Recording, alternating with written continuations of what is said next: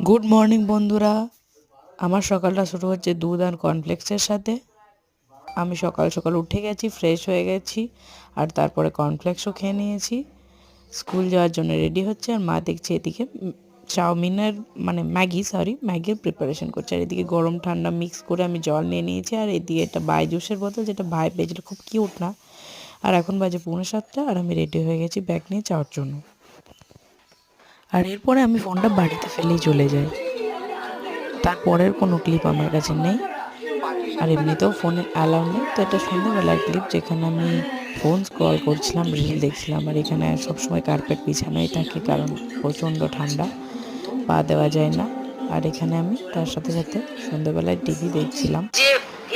আর এখানে তারপর আমি রাতের খাবারের জন্য ঘুগনিও বানিয়ে নিয়েছিলাম, যেটা খেতে ভালোই হয়েছিল। আমি সবজি ভালোই বানাই।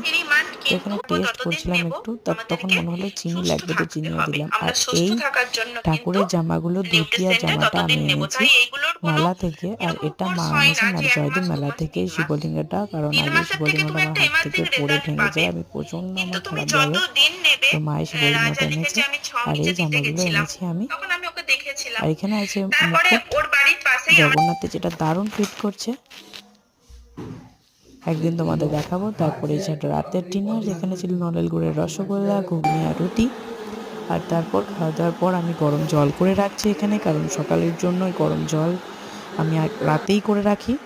তারপরে এই দেখো, মা রেখেছে মেয়োনিজের কোটোতে ঘি, আর সেটাও ঠিকভাবে লাগায়নি, আমি লাগিয়ে দিলাম। তারপরে একটা পার্সেল অনেক দিন ধরে পড়েছিল, মানে খুলেছিল ভাই, কিন্তু আর দেখা হয়নি কী আছে।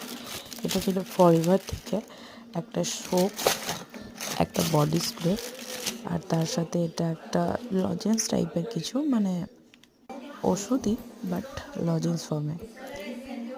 তারপরে এখানে আমি শুয়ে পড়েছি, কারণ কাল সকালে আবার স্কুল আছে। তো গুড নাইট, বাই সবাইকে।